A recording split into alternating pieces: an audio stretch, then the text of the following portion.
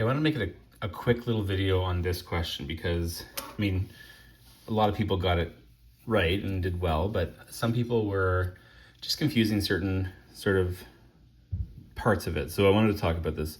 So we have a string, it's stretched horizontally, and we're looking for rectangular pulses. So these pulses are going to look something like this, like rectangles. That'll just make it easier when they come and interfere with each other than a pulse like this. So that's what I mean by rectangular pulses. And there are two pulses, A and B, and they're moving towards each other. So they're going kind of like this, and they're going to meet in the middle.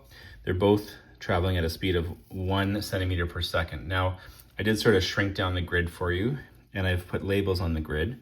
And I want you to assume each square on the grid is 1 centimeter, even though I know it's smaller than a centimeter. So all of that information is important there. So the first thing you need to do is kind of know what the pulses look like. So pulse A has a positive amplitude, and it's 1 centimeter basically high, and it has a width of 4 centimeters. It's leading edge. So in this case here, if this is pulse A, it's going in this direction, and its leading edge is going to be this part here. I actually wrote this on the board, so there's really no excuse that you didn't know that. It's on the board. And so that starts at x equals 5. So x equals 5 is right here, okay? So x equals 5 is sort of the first part of this rectangular or A section, and it's going to be 1 high, and it's going to be 4 over.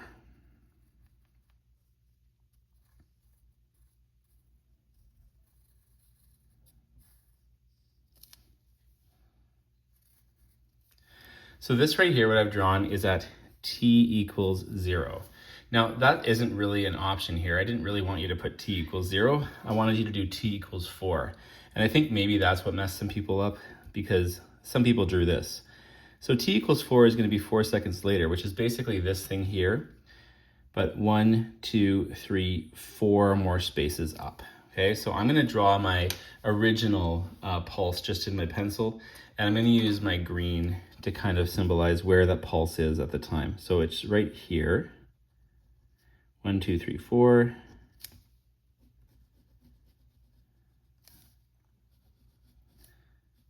So this is the green, and this is pulse A, and it's going in this direction, okay? So that's what I kind of needed to see there for pulse A. Now that I have that, I'm going to go back and kind of erase my original. Now, some of you shaded it in, and that's something you can do if you wanted to. Like, if you want to just kind of shade in the amplitude underneath, then that's fine. But really, the wave, this is what it will look like, okay? And it's going in that direction. Make sure you put the arrow as well. For pulse B has a negative amplitude, so it's going to be going down below. And it's pretty big. It's by 4 centimeters, so it's going to go all the way down here. It's only 2 of these squares wide, though. And it's trailing edge. So this is something else, a trailing edge. If this is the leading edge right here, if it's going in that direction, the trailing edge is the one behind. So that is, I know, confusing. There's lots of language here.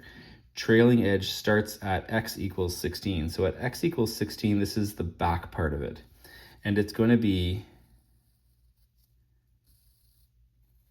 like this at t equals 0. So this is pulse B at t equals 0, where the back part of the rectangle is at 16, that's t0, and it's 2 squares wide, and it has an amplitude of -4. So this is kind of what it looks like at t0, but once again, we need to go at t4. So we're gonna go 1, 2, 3, 4 over, and so now it's at 10, sort of its leading edge is at 10, and I'm gonna do this one in red, well, pink actually, but so it's gonna be like this.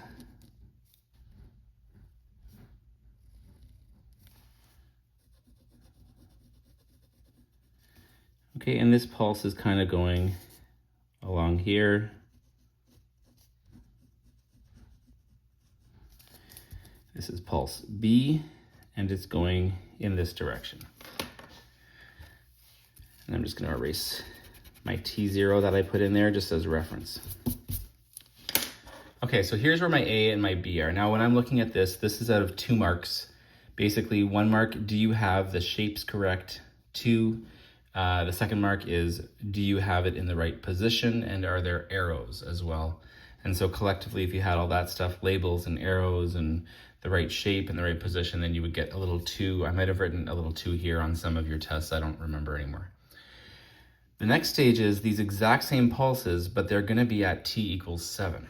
So I'm gonna take each of them and I'm just gonna use my pencil to kind of draw like where they would be if they were independent of each other. So right now I can see that the leading edge of A is at 9. And so 1, 2, 3 more seconds over, the leading edge will be at 12. So it'll be kind of like up like this. Okay, so it'll be these 4 squares, and this is going to be A, and it's going in that direction. Okay, it's continuing in this direction here. And then in B, it's at 10, but it's going to go 1, 2, 3, so it'll be at the 7 mark, its leading edge. So it'll be right here. Okay, so that's where B will be. Now, if you notice, they kind of overlap right here, okay? And so there's gonna be a little bit of interference.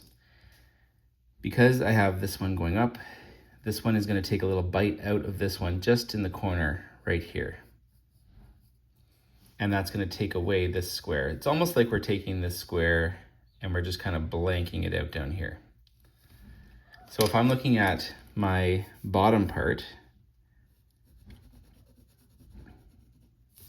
I'm gonna have the full amplitude at 7, but when I get to 8, there's gonna be 1 square kind of missing here. So it kind of took a bite out of wave B, a little destructive interference there. And on the top one, we're gonna have nothing here for A, because B is basically more. You can kind of look at it like this is +1, but this is supposed to be -4. So collectively, if it was +1 and -4, the whole thing is -3, right? It's the sum of their 2 amplitudes. Right here, though, I'm still going to have, the remaining part. Sorry. Sorry about that. My stand was moving down. I still have the remaining part, which is these 3 blocks like this. So this is the remaining part of A. That still exists. So A is still moving in this way, but I've kind of lost this one little square right here. So if I were to look at,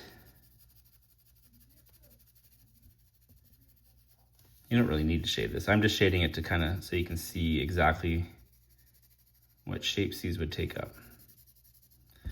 So my shaded region here is what the wave would look like at t equals 7. You can see that there is some interference here. And this is called partial destructive interference. The word partial implies that it hasn't blanked out completely. It's only taken a little bite out of it. So that's why it's partial. There was a half mark for putting that because I did add that as a feedback item on your quiz, so you should be aware of that on that. Next one, we go 3 more seconds here. And so B, the leading edge is at 7, and we have to go 1, 2, 3, so now we're at 4. So it's right here. And this one, the leading edge is at 12, and it goes 1, 2, 3, up to 15. Like this. And notice they're not interfering with each other. They're way past each other at this point.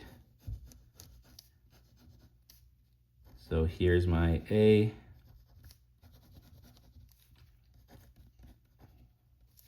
And it's still moving in that direction. It hasn't lost any energy. It's continuing to go there. And my B